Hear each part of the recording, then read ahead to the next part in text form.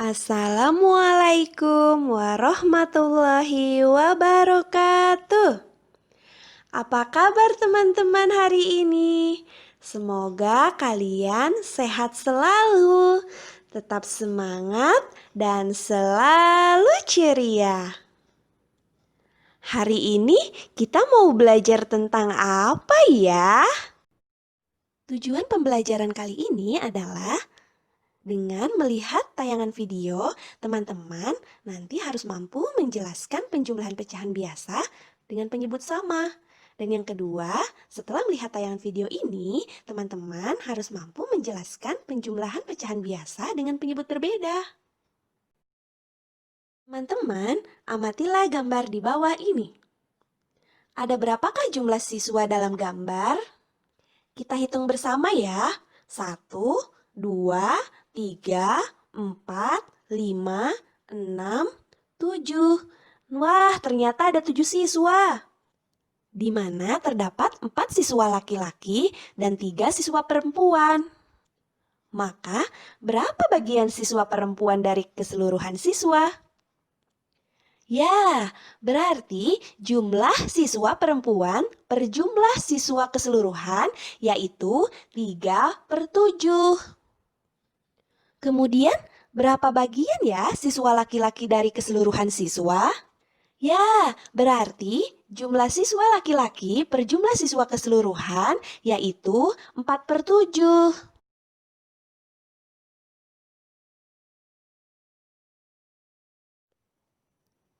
Apa sih itu pecahan biasa?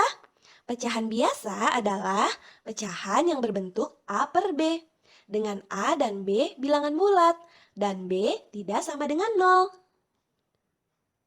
Pecahan biasa A per B, A disebut sebagai pembilang dan B disebut sebagai penyebut. Nah, teman-teman, supaya kalian semakin tambah paham, Bu Yeni akan berikan contoh dalam kehidupan sehari-hari.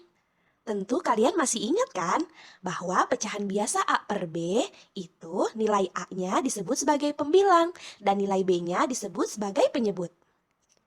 Di sini Bu Yeni punya satu buah pizza yang utuh bernilai 1.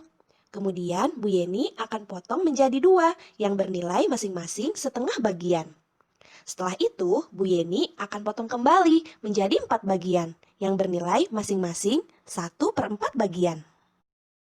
Secara umum, bentuk penjumlahan pecahan ada 2, yaitu pecahan dengan penyebut sama dan pecahan dengan penyebut berbeda. Untuk pecahan dengan penyebut sama, teman-teman tinggal jumlahkan pembilangnya saja karena penyebutnya sudah sama atau tetap.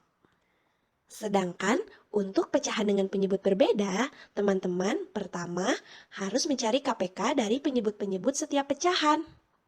Setelah itu, sesuaikan hasil KPK dengan pembilangnya. Dan yang terakhir, teman-teman tinggal menjumlahkan pembilangnya.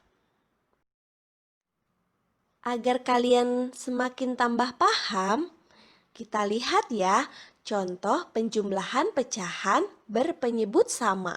2/7 ditambah 4/7. Kita selesaikan bersama yuk teman-teman. Ya, karena di sini pecahan berpenyebutnya sudah sama, maka dapat langsung dijumlahkan pembilangnya. 2/7 ditambah 4/7 sama dengan 2 ditambah 4/7 sama dengan 6/7. Nah, di sini juga Bu Yeni sudah sajikan gambarnya.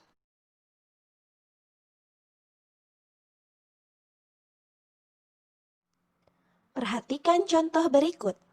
2/9 ditambah 3/9, berapa ya hasilnya? Ya, karena pecahan berpenyebut sama, maka dapat langsung dijumlahkan pembilangnya.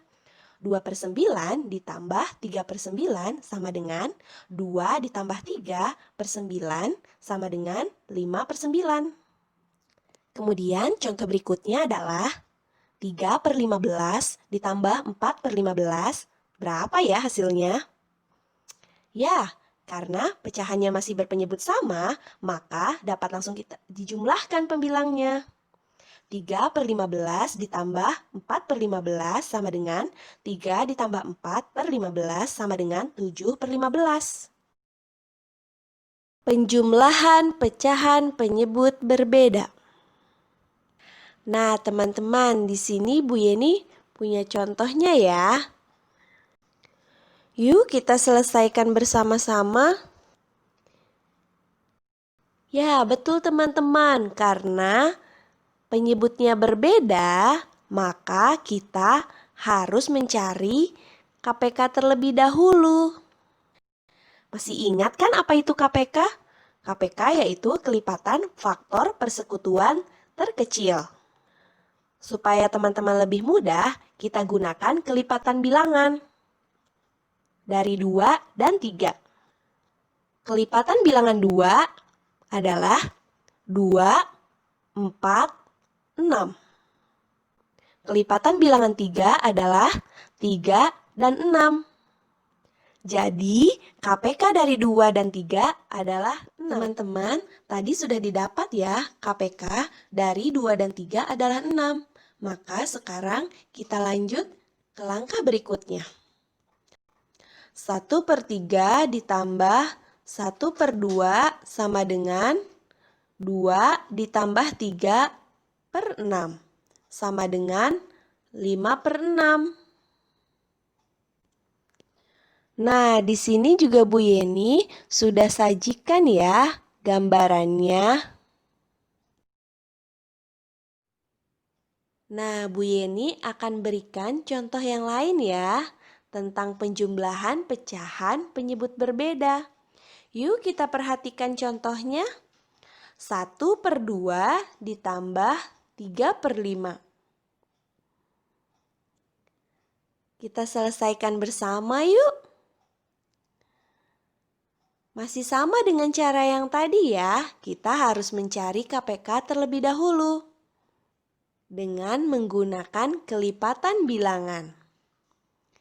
Kita cari yuk, kelipatan bilangan dari 2 dan 5 berapa ya? Jadi, KPK dari 2 dan 5 adalah 10. Maka sekarang kita lanjut ya ke langkah berikutnya. 1/2 ditambah 3/5 sama dengan 5 ditambah 4/10 sama dengan 9/10. Kemudian Bu Yeni juga punya contoh yang lain ya. Yuk kita perhatikan teman-teman. 3/4 ditambah 1/6 sama dengan berapa ya? Tentu masih sama dengan cara yang tadi. Kita harus mencari KPK terlebih dahulu karena penyebutnya masih belum disamakan. Masih menggunakan kelipatan bilangan ya teman-teman, supaya lebih mudah. Yuk kita cari kelipatan bilangan dari 4 dan 6. Nah itu ya teman-teman, jadi KPK dari 4 dan 6 adalah 12. Teman-teman, tadi sudah didapat ya KPK dari 4 dan 6, yaitu 12. Maka sekarang kita lanjut ke langkah berikutnya. 3/4 ditambah 1/6 sama dengan 9 ditambah 2/12 sama dengan 11/12. Oke teman-teman, supaya kalian tambah semangat, Bu Yeni kasih kuis ya. Kita lihat yuk latihan soalnya. 2/5 ditambah 1/5 sama dengan berapa ya? Di sini Bu Yeni sudah punya 2 pilihan, Yang pertama 3/10 dan yang kedua adalah 3/5. Ayo teman-teman, yang mana jawabannya?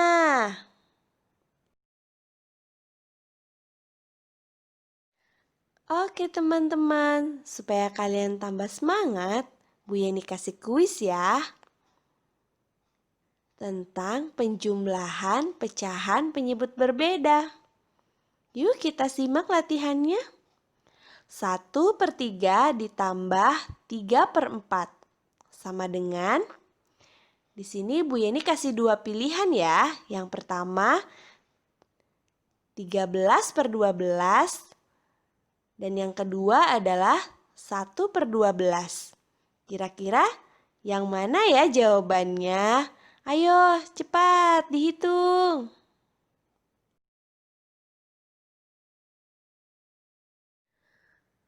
Nah, teman-teman, Bu Yeni sudah menyediakan latihan soal ya untuk dikerjakan di rumah. Silahkan dicatat. Tugas ini dikumpulkan melalui Google Classroom. Jadi teman-teman foto jawabannya ya, kemudian kirim ke Google Classroom. Oke teman-teman, semangat! Sekian pembelajaran dari Ibu untuk hari ini. Untuk materi berikutnya dipersiapkan ya teman-teman, yaitu tentang penjumlahan pecahan campuran. Sampai jumpa di pertemuan berikutnya teman-teman. Jangan lupa belajar dan tetap semangat. Wassalamualaikum warahmatullahi wabarakatuh. Matematika asyik, mudah, menyenangkan.